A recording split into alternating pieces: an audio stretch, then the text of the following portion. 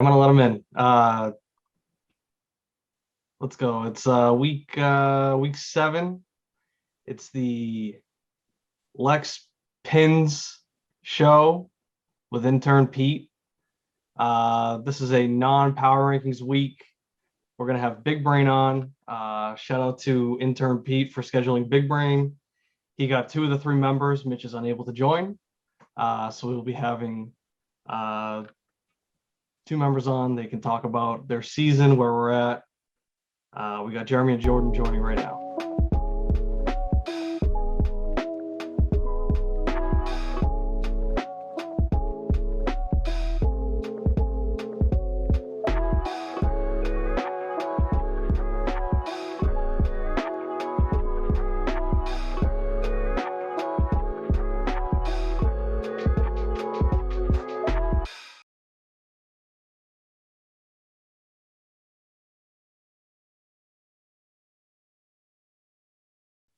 Hey.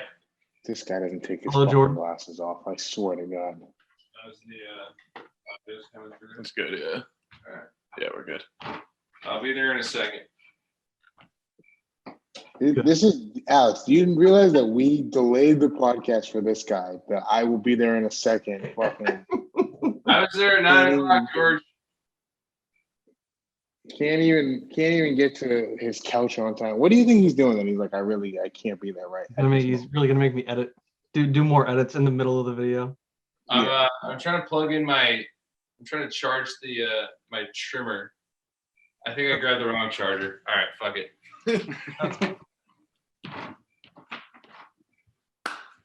All right, we got Jordan and Jeremy on. Sunglasses.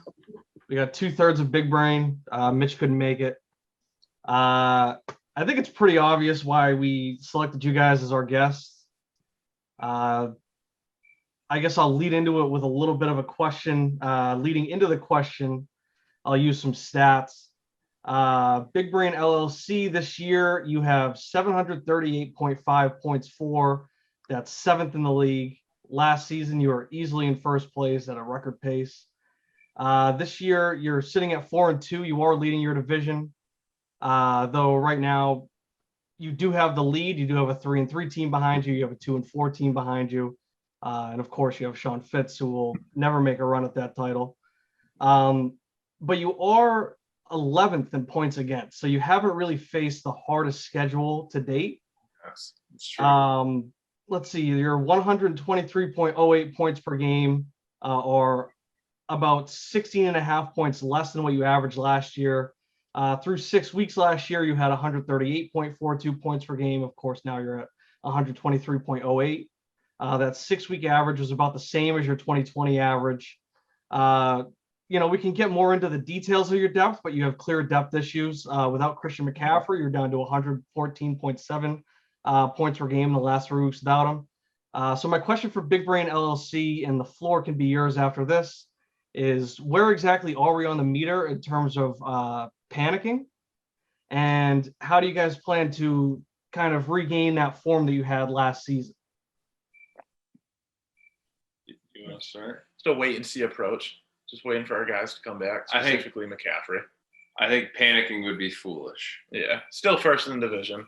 Better record than at this point last year. I think we're addressing depth pretty well. Ernest Johnson already has, 11 points? That's true, but you do have Maybe Nick Chubb, who will be coming back soon. Also, where'd Alex go? Guys, don't worry about Alex. He's we have Mitch literally the most irrelevant person of Who's gonna add bring Mitch in this show. I had a joke ready to go for Alex because he got demoted to the 3rd chair, and then he got demoted to administrative assistant scheduling our Zoom call for you guys. Beans. Yeah. All right, now we have Mitch. He's and we have not the core of this show is here. The core of this show is asking questions. The core of this show is me, and it's Kieran, and we have questions that we want to have answered. And one of them is, you guys talk about waiting to get your guys back, Christian McCaffrey. I'm as big of a Christian McCaffrey fan as anybody. At what point do you start realizing that he sat through more games than he's played, and maybe you're not going to be able to rely on him. Does that concern you at all coming down the To stretch? add on to what George just said, Christian McCaffrey's played 6 games out of the 22 possible that he could play with Coach Matt Rule. That was 3 last year and then 3 so far this year. Back to George's question. I think the question is, could you repeat your question, George? are we concerned about the fact that McCaffrey hasn't played? Oh yeah, a little bit. It's not great that our number one, I think we took him with the 3rd pick, hasn't been on the field more than 3 games a season since we started this league, so that's concerning. But the good news is that every time he does play, he puts up like 170 yards from scrimmage, and usually a touchdown. So hopefully he's there for the playoffs. Yeah, and we've proved time and again too with our realistic depth pieces that, I mean, if McCaffrey goes down, we'll sub in Dearness Johnson, we'll sub in Mike Davis. It doesn't matter. So that's the thing about your depth. So I have a little bit written down here. We're shifting the narrative on our depth. we're just gonna have depth. No. You guys definitely have bodies in terms of depth, but you do have to wonder about the production. We look at the running back depth, and of course you have Christian McCaffrey if he ever plays. You have Austin Eckler, who's very good. But you have Mike Davis, who has not shown to be too effective as a starting running back, and it looks like Cordarrelle Patterson is becoming more of the guy in that backfield. And then on your bench, you also have guys like Mark Ingram. So that's obviously a concern, especially, I don't know how it necessarily shakes out for bye weeks, but if you look ahead at different bye weeks, you can see that with your tight ends, both Ertz and Kelsey have the same week 12 bye. That leaves you choosing between Blake Jarwin and Jacob Harris starting in that week. And then when you look ahead to another bye week right after, you got week 13, and both Rodgers and Devontae Adams are on bye, and Ryan Tannehill. So that definitely hurts in the quarterback department. Of course, you can still sub in Teddy Bridgewater, but then that leaves an opening in the super flex spot. And with the questions at your depth, you just wonder if you can replace a quarterback's value in that super flex spot, especially so late in the season when a win might be crucial.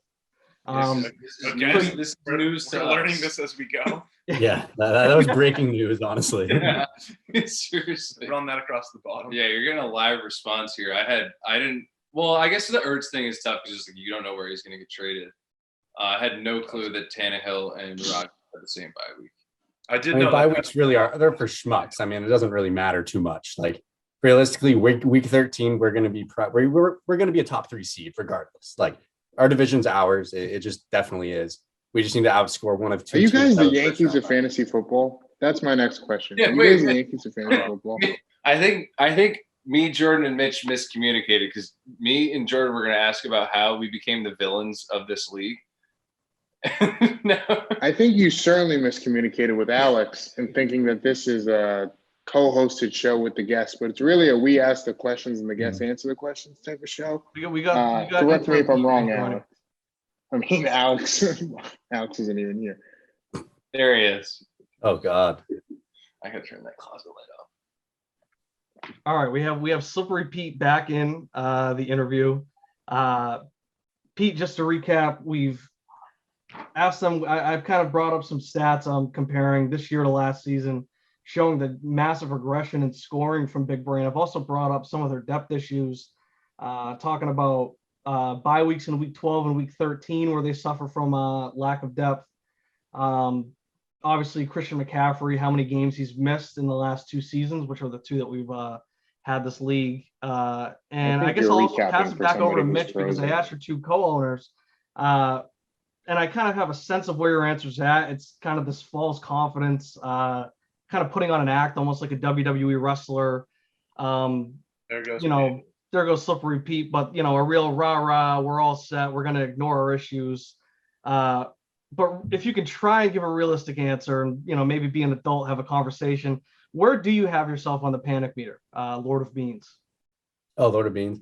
I mean, I'm not going to panic. I mean, granted, Big Brain, we watch football together most Sundays, and when we get together, it does not go well. And if you're in that room, you can sense the tension. I mean, me and Jordan last week, we were about ready to probably sailors dive off the Empire State if we could. It was bad. But when we sit down after Sunday, we had some guys on the waiver. We feel good about it. And at the end of the day, we look up and down our roster. We know we're a top 3 seed. We're going to be a top 3 seed. I don't think anybody in the league will debate that. So, end of the day, we're probably looking at a bye in the first round. If not, top 3 seed, and we're going to be good. George? All right. So I guess the question that was on everybody's mind, I mean, people have asked me it, they text me on the side, they call me up. They say, George, when you get Big Brain on, can you ask them this question? So that's what I'm going to do. Because I am, this is a people's show. Do you guys think that you have any similarities at all with the New York Yankees? I say that because you have a pretty big bravado. You have a lot of big names on your team. Most of them are underperforming. You guys last year came in hot into the playoffs. I think you were one of the top teams in the league. Immediately were bounced. So people are wondering if you are basically the New York Yankees of the Friends Who Gamble Dynasty League. It's a lot of it's a fugazi, essentially. You guys are going to pour a lot of money into it. You guys are going to make a lot of noise, but at the end of the day, scrappier teams like the Red Sox, Kieran's team, they're gonna outwork you, and then they're gonna end up you're gonna end up having sort of disgraceful exits from playoffs. Do you guys see that as a concern? I will say, just on top of your Yankees example, I think that's almost unfair to the Yankees because that's a franchise with a lot of history of actually winning. I think maybe a more fair comparison might be kind of the Peyton Manning type. Maybe that early career Clayton Kershaw. Putting up the big numbers in the regular season, everybody thinks you're a threat. Maybe even somewhat like the Chiefs this year. I see a lot of comparisons. We just got to get over the hump. Yeah, you just got to wonder how elite you really can be until you get over that hump, because things haven't felt the same since that playoff loss to the Zits. Of course, you had that opening week loss to them as well. And we've just seen numbers that we didn't really see out of you guys last year in terms of lows in the scoring. It feels like maybe after year one, teams kind of caught up a little bit, because I did feel like a lot more teams were kind of in dynasty mode in terms of building towards the future last year. And now this year, I was thinking about it. It just feels like a lot of teams aren't looking to get those dynasty pieces because everybody really thinks that they have a shot this year, where last year it felt like a true 2-team race. Do you guys feel as if maybe the league is caught up a little bit? So I want to touch upon one thing that you mentioned. We do not want to play the Zits. The Zits are a powerhouse that the Brain does not want to match up. No interest in playing the Zits. So you're saying on the record that you fear the Zits. We fear the Zits, yeah. And the management, yeah. Zach Bowen owns us, really. Until we prove otherwise, yeah. I think this is the humblest team we've ever had on the podcast, Kieran. I know. I think we caught them at the right week, because it's showing just. I think. Kieran, I do think there's a good point though. Like, I think part of the reason we made the move for Kelsey is because we saw there's 5 or 6, maybe even 7 teams that are legit gonna have shots at winning it. So you go make a move like that for Kelsey to try to just put together as good of a starting lineup as possible. Try to win Yeah, that's a good point. You do want to try to put together a good starting lineup. Yeah, that is the goal. And we do. In terms he's over 30, he's not necessarily. I mean, I don't really know what his career trajectory looks like, but we gave up 2 first-rounders and the best running back in the league. Well, that was a trade with Simcoe, right? Yeah. So that's kind of the thing with getting into business with Simcoe, is that that his luck is so bad that at some point in hindsight, you're going to look back and say, I can't believe Simcoe actually made that trade. Dude, oh my God, what was the trade? We also, getting back to your question, we also haven't really mortgaged our future. We do have that slippery first in a couple of years. We have a whole draft of someone's team in 2024. Yeah, I don't know who's. Some of those picks there. Hold on, Ass. What's up? Good night, guys. Good night. That was fun. Wait, let me see if I can pull up the Simcoe trade that I was thinking of. Here we go. The one with Bowen? Yeah, when he traded, let's see, Stafford, Chase Edmonds, James Robinson, and 2 2022 firsts for Ryan Fitzpatrick, Taylor Heineke, J.K. Dobbins, and a 2022 second. That's what he got in return. Poor management. Change the dynamic of the league. That's why you don't go head to head against the Zits. Change the dynamic of the league, and then he gets fucking DK Metcalf. There are people like me, the Pinz organization, that beat the Zits. So I guess this could become a little That's consulting. true.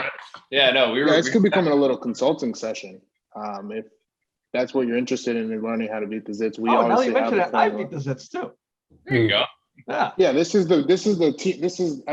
turned into like a consulting session. Can we stay on after and get a little advice? Yeah. Yeah, that'd be great. Well, it's funny about my team. With I've had a matchup with Big Brain.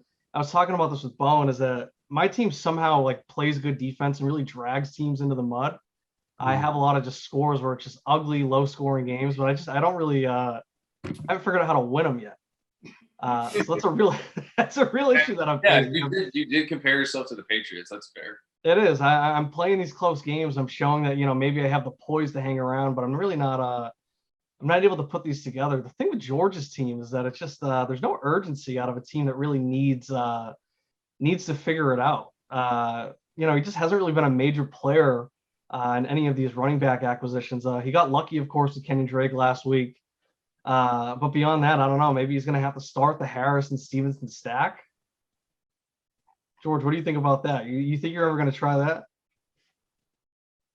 I will do whatever it takes to get some type of production out of the running back position, because all I need is the running back position to not really tank me, and we can win games because we have the two best quarterbacks in the league. So that's not true. We have two of the three best quarterbacks in the league. I'll give Josh Allen his flowers. That was a shout out to Pete, who can't be here, but he would really love that reference. So. But no, we're not concerned. I mean, yeah, people want us to be a little bit more aggressive, but the name of the game is patience. You got to wait for the right deal to come to you. I did reach out to the big brains in the off season. And I tried to acquire Myles Gaskin Robbins, and they weren't budging off of him. They refused to move him. Gave him a pretty good deal. I think we had something worked out. I was talking to one of the beans, one of the lords. We only have one lord. Beans. Yeah, one lord. Yeah, whatever. One lord, one bean, one brand. It doesn't really matter. No one cares. In good faith, he said he was going to go back to his compadres and come back and let me know what happened. Never got an answer. So I think that's the point where the brains really became the villains of the league. Also, when they literally determined that they were going to tank the entire league over free fab money. I do want to get to that at some point in this discussion, but other than that, but I only want to get to it if Jeremy promises that he won't literally walk off of camera, because I know that's like I was going to say I was hoping that we just like would not bring it. Yeah, that's a dead horse I'm not willing to beat anymore, really. Yeah. Of course not. 2020 was a long year for all of us. We're all working our way back into whatever we're doing now. Well, not to, we won't beat the dead horse, but after you narrowly outbid the rest of the league for Quez Watkins at $26, do you think that you might be pushing for a stimulus at some point this season? No, we ran through our history. We ran through our history last night, and we were throwing big money at Nick Mullins last year. Like that's pennies. That's pennies on a dollar for a reliable depth piece. How much was big money on Nick Mullins? Was it anywhere near a full Dalton, or was it just a? Oh no, I think it was $15. Yeah. Yeah, not a full Dalton. No, yeah, I don't think a single player that we bid on after like November 5th of last year is on our roster right now. Something like that. So I think that's where our head was at with that. You got to burn it to earn it, is what they say. That's my famous phrase that I've coined. Sometimes you do. Sometimes you have to just churn out some fab. You got to get some spent. Get a little bit of a negative balance on the sheet, and then you hope that you can kind of turn it into profit a little bit later on in other places. I don't know. We have to remove our debt ceiling We'll have to vote on that before we can figure out if we're getting the stimulus. We'll have a big argument over. Trust me, we won't propose another stimulus. I will never. I will just never forget being on the Zoom and Jeremy fucking calling in on his like. I wish I was there. I was Like, like fighting. called I was like, I don't want to break the bit so bad. Not on camera, just called in and literally was just like, exactly. I was like, fucking thinking to myself, passes. I was I'm like, a don't make me Korean, break this. Don't make me break this. I do want to have, I think between like in this next off season, I want to have somewhat of like a council where like I really want to like actually just get a constitution for the league and we can just post it on like the league website. And that way we can just have like a definitive set of rules, like, you know, all that shit. We can, you know, throw in like the big brain amendment, all like that type of stuff. But I do want to like hammer some stuff out. One thing I definitely want to do, I think I was telling Jeremy about this, is I want to do like a rollover with the fab. So we kind of just take everybody's leftover fab at the end of the season, and then we pull it together and then we just redistribute it. And then, you know, that can be part of like the salary cap for next year. So say that we have enough that we can, you know, we have 120 fab left over. We give everybody 10. People start with 110 fab. I think it's a good idea. I think it's good for the economy. That's just how my brain's spinning for this league. I don't think it changes anything. What's that? Yeah. I just don't think that changes anything, but that's No, it doesn't exactly. But it's you know, it's something. Little wrinkle. Oh, where's Alex to talk about the word snake bit? I was gonna throw a reference in. Yeah. Alex is a literal idiot and has no idea what snake bit means. But I do have to get one question in for Alex. He asks every single guest this question. It is the Pete's Island question. So if you were on an island, you had to get rid of one of the owners on the island. Just to caveat this, the owners go as a pair, so you can't kick Joe off without kicking me off. You have to kick off. I thought it was gonna be one. Okay. No, yeah, you gotta kick off the team. So Pete's I mean, Island, guys, we this kicking is off. easy, right? Well, Yeah, I think it's our, but I think we're kicking people one by one off. So I think McMorrow's already off, Yeah. and then I don't know who else. Who did Igor kick off? Yeah. He kicked Joe off. Do we say it's I mean, obviously Brains, I'm pretty sure we're all on the same page here. You guys can go ahead. clearly Zach Oh, I Bowen. was gonna say I'm jacking. I'm going Zach Bowen all day. I don't know. Zach going all day. I think Get that's him outta I here. think that's a very fair answer. I think that would answer a lot of problems for you guys in this Zach league. texted us. Oh wait, hold on. Zach We're texted talking us like- today to trade for death pieces. I told him to rot in hell. So he's really got me on edge. I'd like to clarify the question. I thought we were just all hanging out on an island. No, you Yeah. got to kick one off. Yeah, we're hanging out on an island. You have to kick somebody off. Oh yeah, well, I'm gonna keep him going. But is it like a survivor type situation? It's like Lord It's of not the a game. Flies. This Like, is we're all like just we there. are having like a cookout at the island, and then Oh, yeah, fucking bonus. whoever shows up, you're like, you got to get this guy out Yeah, of here. This no guy offense, stinks. Kentucky, but Anytime you just and watch this, so. Sam, I believe, No, it's Hussey. Hussey. What do you got against them, Jordan? I don't know. Not setting their lineups. Yeah, Yeah, I Mikey Bowen texting me. had to restrain myself. Mikey Bowen lives in my Instagram DMs. He lives. Mikey Bowen lives in my Instagram DMs. give him your number. Make it He easy. would, no, God no. He would no, fuck no. He would FaceTime me. If one of his players scored a touchdown, he would FaceTime me every single time it happened.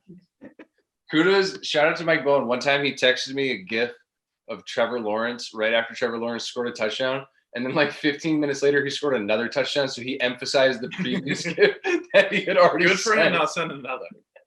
I loved it. It's out of control. It's incredible. I hope he never changes though. All right. So no Pete. He's got no questions. We handled I'm the bummed. I wanted Pete on the show. yeah, we Yeah, handled So the to Pete's confirm, Island. we're kicking Antaki off of Pete's Island. No, they're kicking Or we're the kicking Zits. Bowen. They want to get rid of the Zits. Democracy, The Zits are gone. All right. Yeah, we run a 2/3 democracy. So 2/3 wins Zach Bowen. We're going Zach Bowen. That's how it works. Word. All right. So we got everything, I think. George, you don't have anything else to add? No, what did you guys think of me being very, very nice to Sean Fitz? I feel like that has gone very under the radar, but I was very nice to Sean. You were pretty nice to him, actually. Nah, it was like I know backhanded flowers nice, for that. so if I remember correctly. It was Well, like that's you were like that he's already his kiss of death has been successful on Chase Claypool. I think the first week that he got him, he missed with an injury that I didn't even realize he was injured. Had a decent week the next week, and then he had like no points this week. And that's what I was saying, because I was big on Claypool. You know, when he was coming out of the draft, I have him in another league, and as soon as Fitz traded for him, I knew I had to start getting rid of him because it's just that's how it Snake goes. bitten. Snake bitten. Yeah, he's snake bitten. I'm sure whether it's Claypool, whether it's Carl Lawson getting over 12 and a half sacks and then tearing his Achilles the next week. Yeah, terrible fantasy football manager. He is. He's horrendous. Yeah. He's got that Excel sheet. I don't know what his inputs are, but they're clearly literally not working. just his roster. I don't think he knows how to use Excel. Yeah. Could put into Word. Sleeper already has really his was. roster there for you. He didn't. I don't think he had a single number in there except for like RB1. It was like he downloaded his own roster from Sleeper to an Excel file. It did nothing else. I think he might have put like some like faint colors too. Like, all right, like the very like faded green is running back. He put conditional formatting on. That was unbelievable. He's a good guy. He's a good person to keep around in the league. Everybody needs, you know, the league taco. Someone's going to donate. Exactly. It's just, you know, somebody's going to come in last place. So if he wants to volunteer and do Do you it, then think Sean Fitz power writes to him. off all of his fantasy football leagues when he does his taxes? do I think you what? You think he writes off all of his fantasy football buys? Oh yeah, honestly.